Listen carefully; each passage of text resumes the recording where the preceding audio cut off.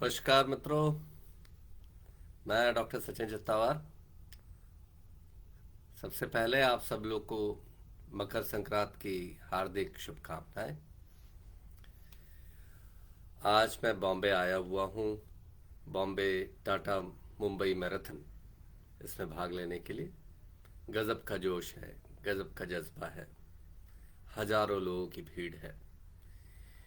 सबसे जो वयोवृद्ध लोग 75-80 साल के भी मिले, और उनका जज्बा ऐसा कि 2-2.5 घंटे में हम 21 किलोमीटर दौड़ लेंगे, ये 5 घंटे में हम 42 किलोमीटर दौड़ लेंगे।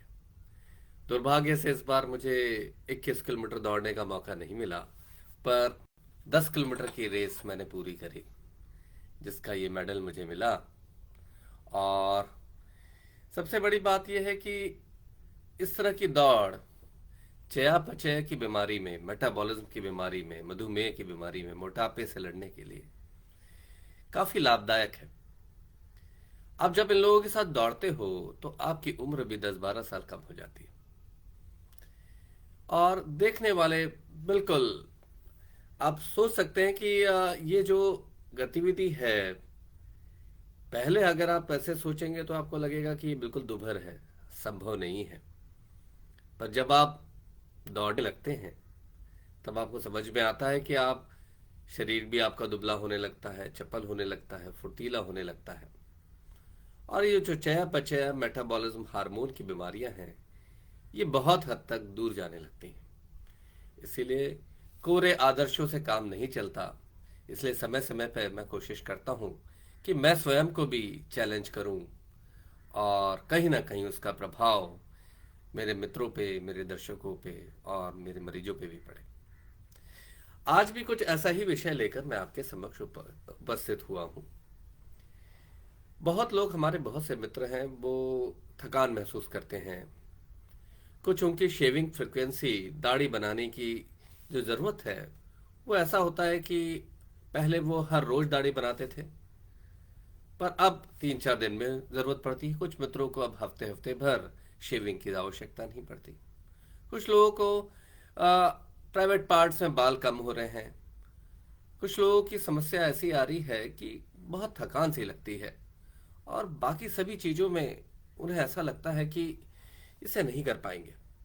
कुछ लोगों को पारिवारिक संबंध बनाने में भी तकलीफ आ रही है,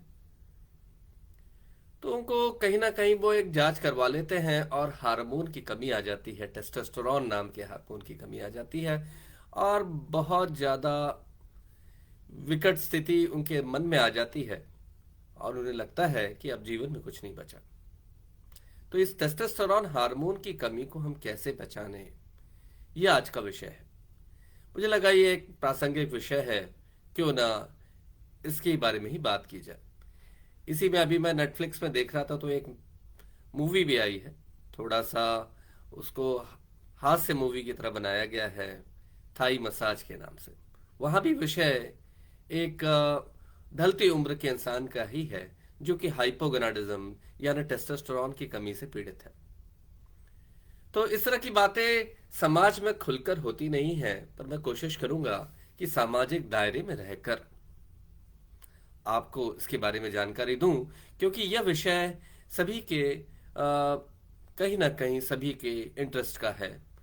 जो लोग इस क्षेत्र में पीड़ित रहते हैं, उनको ऐसा लगता है अब कहाँ जाएं, क्या करें, किससे मिले। तो सबसे पहली बात आती है कि टेस्टोस्टेरोन हार्मोन है क्या। तो मित्रों, पुरुषों में जो हार्मोन होता है, जो मेल हार्मोन होता है, वो टेस्टोस्टेरोन होता है। इसका उत्सर्जन जब प्रौढ़ावस्था आती है तब आपको होने लगता है। देखिए क्या होता है कि जैसे जन्म के साथ पहले 1 वर्ष तक थोड़ा बहुत टेस्टोस्टेरोन होता है उत्सर्जित, फिर थोड़ा ये जो गोनाडल एक्सिस है, ये शांत रहती है, और ये पुनर्जागृत होती है, और इसका उत्सर्जन होने लगता है, सिक्रीशन होने लगता है। वह है प्रौढ़ावस्था के समय। तो जो टेस्टोस्टेरोन की कमी वाली बीमारियां होती हैं, अगर उसको पूर्णतः विवेचना किया जाए, तो जब गर्भ में बच्चा होता है और उस समय अगर टेस्टोस्टेरोन की कमी हो जाए, तब आपके जननांगों का विकास बराबर नहीं हो पाता। तो पुरुषों का जैसा होना चाहिए उस तरह से विकसित नहीं होते जननांग, और कहीं ना कहीं विसंगति रह जाती है। और जन्म के समय ठीक है तो बाकी सब चीजें ठीक है, पर जन्म के साथ ही अगर इसकी कमी आ जाती है तो कई बार लोगों को शिश्न या लिंग की साइज थोड़ी छोटी मिलती है, इसको माइक्रोपेनिस कहते हैं। फिर इसके बाद टेस्टोस्टेरोन का बहुत ज्यादा रोल नहीं है। फिर प्रौढ़ावस्था के समय अगर टेस्टोस्टेरोन की कमी है किसी कारणवश, कई बार क्या होता है कि अंडकोश में सूजन आ जाती है, जैसे मम्स होती है ना, गलसुए। तो गलसुओं की बीमारी में पैरोटिड ग्लैंड्स के साथ साथ आपके अंडकोश भी में भी सूजन आ जाती है। तो ये जो दुखद परिस्थिति है, इससे फिर कई बार टेस्टोस्टेरोन नाम का हार्मोन कम बनने लगता है। कई बार अंडकोश में चोट आ जाने के कारण भी ऐसा होता है। तो कई बार अन्य कारणों के कारण, कई बार कुछ आनुवंशिक बीमारी जैसे क्लिनफेल्टर सिंड्रोम, तो क्लिनफेल्टर सिंड्रोम क्रोमोसोमल बीमारी है, तो उसमें भी ऐसा होता है कि प्रौढ़ावस्था के समय इन बच्चों को प्रौढ़ावस्था नहीं आती, छाती का विकास होने लगता है, जिसको हम गायनेकोमेस्टिया कहते हैं। तो ये भी परिस्थिति कहीं ना कहीं हाइपोगोनाडिज्म यानी टेस्टोस्टेरोन नामक हार्मोन की कमी को परिलक्षित करता है। फिर एडल्ट्स में भी होता है कि मान लीजिए आपकी सब कुछ अच्छा हो गया, प्रौढ़ावस्था भी आ गई, अचानक से एक बार मेरे पास एक मरीज आया, उसका सब कुछ अच्छा था, काफी उनके संबंध भी थे, उनके मित्र भी बहुत थे, फिर अचानक से उनको एक बार सांप ने काट लिया, नाग ने काटा था। तो कोबरा बाइट के बाद उनका अचानक से उनका ये कहना था कि मेरे ये जो भावना है और जिस प्रकार से तनाव शरीर में आना चाहिए वैसा नहीं आ रहा है, और देखा तो टेस्टोस्टेरोन कम हो गया। तो उस पेशेंट में पिट्यूटरी नाम की ग्रंथि सर्प के कारण, जो सर्प ने काटा था उसके कारण वहां पे ब्लीडिंग हो गई, और उसके कारण हाइपोगोनाडिज्म हो गया। अभी कुछ दिनों पहले एक बच्चा आया था, 21-22 साल का बच्चा था, जवान लड़का था। तो उसने कहीं टेस्टोस्टेरोन की जांच करवा ली। होता है ना, कई बार आप जब जांच कराने जाते हैं तो आजकल की सबसे बड़ी विसंगति तो लैब है कि भाई साहब आप 500 रुपये और दे दीजिए, आपकी होल बॉडी चेकअप हो जाएगा। इस बच्चे ने वैसा ही होल बॉडी चेकअप करा लिया, और उसमें टेस्टोस्टेरोन अपनी जो उसका मानक है, जो उसका रेंज है, उससे कम आ गया। तो बच्चा बहुत परेशान, कहाँ जाऊं, क्या करूं। तो घूम फिर के वो हमारे पास आया, किसी ने बोला होगा कि हार्मोन के डॉक्टर को दिखाइए। तो अभी कुछ दिन पहले की ही बात है। तो मैंने टेस्टोस्टेरोन देखा तो बोले सर मैं तो बहुत परेशान हूँ, 15 दिन से मैं बिल्कुल सो नहीं पाया, ये टेस्टोस्टेरोन, अभी तो मेरी शादी भी नहीं हुई है, तो और ये टेस्टोस्टेरोन एकदम कम हो गया, तो मैं क्या करूं। मैंने कहा आपने ये टेस्टोस्टेरोन की जांच कब कराई थी। बोले सर मैं ब्लड देने गया था, उन्होंने दोपहर के समय भोजन हो गया था और टेस्टोस्टेरोन की रिपोर्ट उसी समय मैंने सैंपल दिया था। मैंने कहा यही प्रॉब्लम है, आपको हाइपोगोनाडिज्म की कोई कमी नहीं है, ना शरीर दुबला पतला है, ना आपके किसी प्रकार का गायनेकोमेस्टिया है, ना आपके सेकेंडरी सेक्सुअल कैरेक्टरिस्टिक की बाल और प्राइवेट पार्ट के बालों में या जनांगों में कोई समस्या है, ना आपको ऊर्जा की कोई कमी है। मैंने कहा ये आपके असे का प्रॉब्लम है। हमने उसका टेस्टोस्टेरोन खाली पेट रिपीट किया, अभी कल ही आया था वो, और वो टेस्टोस्टेरोन बिल्कुल नॉर्मल आया। तो मैंने कहा अब कैसा लग रहा है। तो बोले सर अब मुझे बहुत ताकत महसूस हो रही है, मैं बहुत रिलैक्स हूँ। तो देखिए क्या होता है कि परिस्थिति को समझने के लिए भी आपको एक योग्य विशेषज्ञ की आवश्यकता होती है, एक हार्मोन रोग विशेषज्ञ और एंडोक्रोनोलॉजिस्ट की जरूरत होती है। तो कई बार हाइपोगोनाडिज्म लैब द्वारा भी बना दिया जाता है, क्योंकि जांच सही समय पे होती नहीं। जांच आपकी नहीं है, ये आपके विशेषज्ञ के लिए मैं हमेशा कहता हूँ विशेषज्ञ का चुनाव करें, जांच का चुनाव विशेषज्ञ को करने दीजिए, नहीं तो आपके जीवन में इस बच्चे की तरह ही तकलीफें आ जाती हैं। कई बार क्या होता है कि शादी हो गई, सब कुछ अच्छा चल रहा है, अचानक से आपको संबंध बनाने में आपका लक्ष्य, आपका इंटरेस्ट, या आपका, मैं कह सकते हैं कि आपकी रुचि कम हो जाती है, आपको आपका लिबिडो कम हो जाता है, आपकी उत्तेजना कम हो जाती है। तो ये परिस्थिति क्या है। कई बार क्या होता है कि शादी ब्याह तक सब अच्छा है, फिर आप अचानक से मोटे होने लगते हैं, गर्दन काली होने लगती है, मसे आने लगते हैं, तो वो निकल जाती है। बहुत लोगों के साथ ऐसा होता है कि मोटापा हो गया, पिछले 4-5 साल में 10-15-20 किलो वजन बढ़ गया। तो उस दौरान आपका मेल हार्मोन टेस्टोस्टेरोन कम होने लगता है। इसको बेसिकली ओबेसिटी के कारण, मोटापे के कारण हाइपोगोनाडिज्म कह सकते हैं, या इंसुलिन रेजिस्टेंस के कारण हाइपोगोनाडिज्म कह सकते हैं। ये भी बहुत कॉमन है। तो ये जो परिस्थिति है आजकल आप देख ही रहे हैं, हमारे मधुमेह के 10 में से 8 मरीज मोटे हैं। और ये मोटापे वाले मरीज में कहीं ना कहीं इस तरह की समस्या रहती है। तो ये समस्या बहुत बार इंसुलिन रेजिस्टेंस के कारण होती है।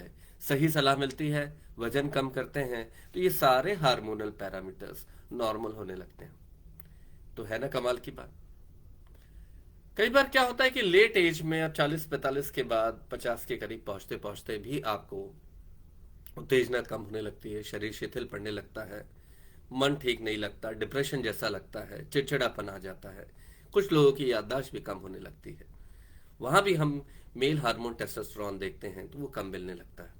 तो कई बार जैसे महिलाओं में मीनोपॉज होता है, पुरुषों में एंड्रोपॉज के बारे में बहुत ज्यादा लोगों का एका नहीं है, पर यह परिस्थिति निर्मित होती है।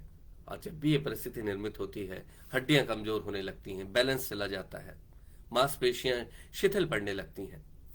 इसलिए तब हम टेस्टोस्टेरोन हार्मोन की कई बार जांच करके देखते हैं, और आवश्यकता होती है तो ये हार्मोन हम बाहर से देते हैं।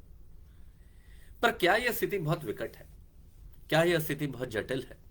अगर डायग्नोसिस ना बने तो जटिल हो सकती है, क्योंकि आप सुस्त हो जाएंगे, आपकी हड्डियां कमजोर होने लग जाएंगी, मांसपेशियां गलने लग जाएंगी, शरीर में ताकत कम लगेगी, और मानसिक तनाव भी होगा, क्योंकि आप पारिवारिक संबंध बराबर नहीं बना पाएंगे। तो इस परिस्थिति से भी आपको उभरने के लिए एक अच्छे हार्मोन रोग विशेषज्ञ की आवश्यकता होती है, और आप दिखाते हैं, वो बहुत अच्छे से विवेचना करते हैं, तो आपके जीवन में खुशियां आ जाती हैं।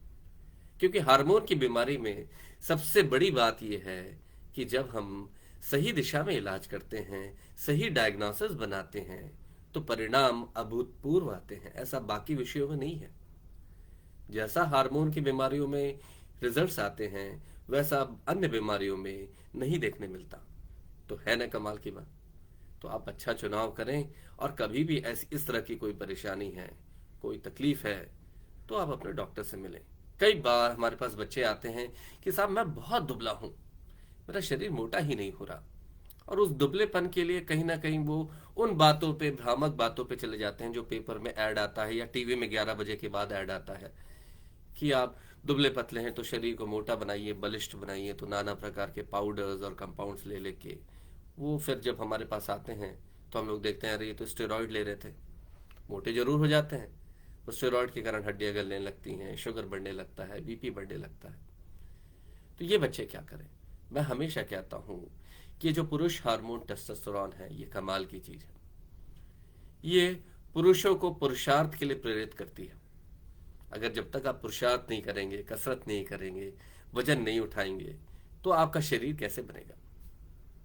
तो देखिए, आपको हर उम्र में आपको कसरत नियमित करनी चाहिए, और 40 के बाद तो नियमित कसरत करना ज्यादा जरूरी है। ऐसा होता है ना, हमारे पिताजी हमेशा कहते थे कि भाई मैं यंग एज में दंड बैठक लगाता था, पर मैंने उनको कहा कि पिताजी नहीं, आप बोलिए कि मैं 80 साल की उम्र में भी कसरत करता हूं और दंड बैठक लगाता हूं, तब तो बहुत क्रेडिटेबल रहेगा, और हमें उस चीज को, उसका अनुसरण भी करना होगा। इसीलिए मैंने अपने जीवन में ये नियम बनाया है कि मैं दौड़ता भागता भी हूँ, और समय मिलने पे वैसे मैं रोज लगभग 1 घंटे स्ट्रेंथ ट्रेनिंग भी करता हूँ। तो आपको भी इस तरह की चीजें करनी चाहिए। और 40 के बाद विशेष तौर पे आपको आपकी मांसपेशियां चाहिए, हड्डियां चाहिए, शरीर मजबूत चाहिए, झुकने वाला शरीर नहीं चाहिए। तो आपको अपना शरीर 21 साल की उम्र के आसपास बना के रखना चाहिए। विचार तो आपके जरूर मैच्योर होंगे, वो आवश्यक भी है, पर अपना शरीर जो अगर आप मजबूत रखेंगे तो आपके जीवन में खुशियां आएंगी। तो टेस्टोस्टेरोन हार्मोन के बारे में जब भी आपको कोई विसंगति हो, सबसे पहले देखें कि किस समय जांच कराई है, खाली पेट कराई है, भरे पेट कराई है। फिर कमी आती है तो आप एक हार्मोन रोग विशेषज्ञ यानी एंडोक्रोनोलॉजिस्ट को दिखाइए। वो डिटेल में विवेचना करेंगे और आपके जीवन को चटक लाल रंग से भर देंगे। खुशियां आ जाएंगी और जीवन में किसी भी प्रकार का कोई गम नहीं होगा। आशा है आपको मेरी बात समझ में आई होगी। धन्यवाद, शुभकामनाएं।